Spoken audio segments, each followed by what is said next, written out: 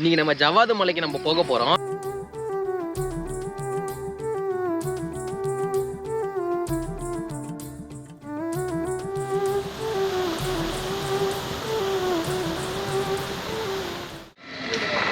இப்போ நம்ம ஜமனாபுரத்துல இருந்து இடது பக்கமா நம்ம வந்திருக்கோம் பீமன் அருவிக்கு போகிறதுக்கு. இங்கே போகிற வழியில் பார்த்தீங்கன்னா ஒரு போட் ஹவுஸ் இருக்குது.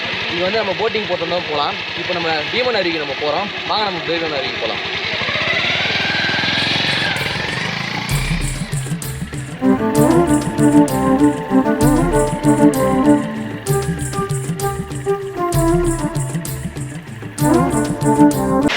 இப்போ நம்ம பீமன் ஃபால்ஸ் வந்திருக்கோம். கோயிலில் போய் குளிக்க போகிறோம். செம்ம தண்ணி வந்துட்டு இருக்கு. வாங்க நம்ம போய் குளிக்கலாம்.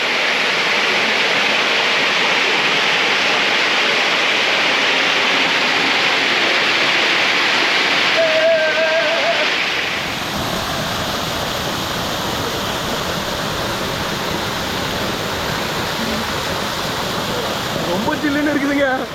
நடுங்குது. தெரியுது பாருங்களா எவ்வளோ.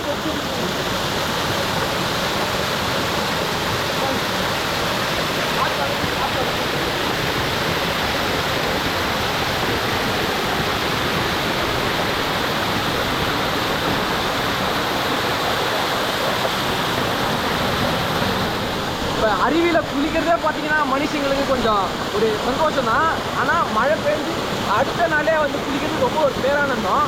ஆனால் நாங்கள் இப்போ வந்து ரொம்ப சந்தோஷமாக என்ஜாய் பண்ணுறோங்க.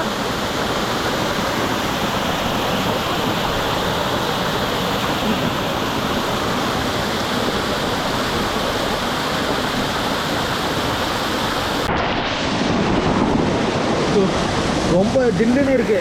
கேக்குதான்னு தெரியல. ரொம்ப ஜில்லுன்னு இருக்குது. எப்படி இருக்கு? நல்லா இருக்கு. நல்லா இருக்கா? ஆமாம். நல்லா சத்தமாக பேசு, கேட்காது. தண்ணி வந்து பார்த்தீங்கன்னா ரொம்ப சில்லுன்னு வந்துட்டு இருக்கு. ஏன்னா வந்து நேற்று தான் மழை வந்து ஒரு 3 நாளாக தொடர்ச்சியாக பெஞ்சதுனால நீரோட வரத்து வந்து அதிகமாக இருக்குது. அதனால வந்து ரொம்ப குளிர்ச்சியாக இருக்குது தண்ணி. ஸோ நீங்களும் வாங்க, கண்டிப்பாக என்ஜாய் பண்ணுங்கள். தண்ணி அதிகமாக வரப்போ மட்டும் இங்கே அலோவ் பண்ண மாட்டாங்க, ரொம்ப அதிகமாக வரப்போ மட்டும். ஆனால் பட் இப்போ போதுமான அளவு தண்ணி வர்றதுனால அலோவ் பண்ணுறாங்க. செம்ம சூப்பராக இருக்குங்க.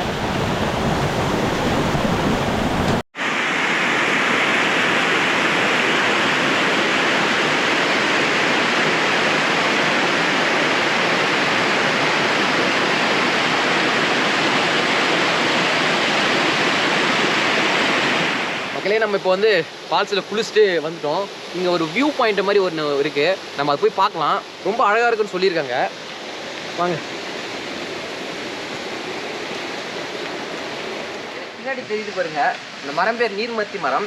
இதோட சிறப்பு என்னன்னா, இதோட விதை வந்து ஆற்றங்கரை ஓரமாகவோ இல்லை ஓடை ஓரமாகவோ இது வந்து கரை ஒதுங்கி இது வந்து மரமாக வளரும். இதோட சிறப்பு என்னன்னா, ஆற்றங்கரையோட நிறைய நம்ம பார்க்கலாம். எவ்வளோ பெருசாக இருக்குது பாருங்க.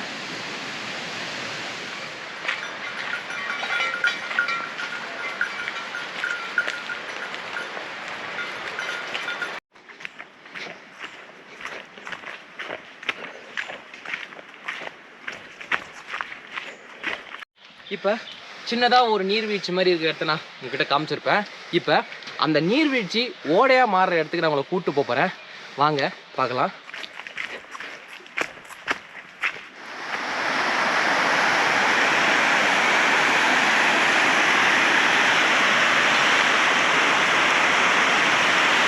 இப்போது நம்ம ஜமனாபுரத்துலேருந்து ஒரு 5 கிலோமீட்டர் பயணம் பண்ணி பீமன் அருவிக்கு வந்திருக்கோம். எவ்வளோ அழகாக இருக்குது பாருங்கள். இந்த அருவிக்கு பார்த்தீங்கன்னா பார்க்கிங் வசதியும் இருக்குது. நம்ம பார்க் பண்ணிவிட்டு நம்ம இந்த அருவிக்கு வந்திருக்கோம். எவ்வளோ அழகாக இருக்குது பாருங்கள்.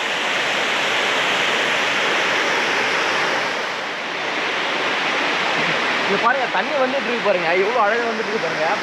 இந்த வரைக்கும் ஒரு அருவி மாதிரி வந்த தண்ணி இங்கே பார்த்தீங்கன்னா ஒரு ஓடையாக பிரிஞ்சு போகுது. கிட்டத்தட்ட எவ்வளோ அழகாக போகுது பாருங்களா. இயற்கையோட அழகே அழகுதாங்க. இப்போது நம்ம இந்த அருவிக்கு எப்படி வரணும்னு பார்த்தீங்கன்னா, ஜமனாமரத்துலேருந்து ஒரு 5 கிலோமீட்டர் பயணம் பண்ணிங்கன்னா வருங்க. கூகுள் மேப் டிஸ்கிரிப்ஷனில் நான் கண்டிப்பாக கொடுக்குறேன், நீங்கள் வாங்க. அதேமாரி பார்த்தீங்கன்னா ஒரு நபருக்கு 20 ரூபா கேட்குறாங்க. 20 ரூபா பே பண்ணிவிட்டு பார்க்கிங்க்கு ஒரு 10 ரூபா பே பண்ணிவிட்டு நம்ம இந்த அருவியை எவ்வளோ அழகாக இருக்குது பாருங்கள். கிட்டத்தட்ட கிழக்கு தொடர்ச்சி மலையில் இப்படியும் ஒரு அருவி இருக்குது. எவ்வளோ அழகாக இருக்குது பாருங்கள். இது கிட்டத்தட்ட கிழக்கு தொடர்ச்சி மலையில் தான் அமைந்திருக்கு. அது ஜவ்வாது மலைத்தொடரில். நீங்கள் பார்த்துருப்பீங்க. இந்த அருவி பற்றி நான் சொல்ல வேண்டிய அவசியமே கிடையாது. ஏன்னா அந்த அளவுக்கு இருக்குது. இங்கே பாருங்களா, அங்கே பாருங்கள், தெரியுதுங்களா? கிட்ட போகக்கூடாது, அலோடு கிடையாது.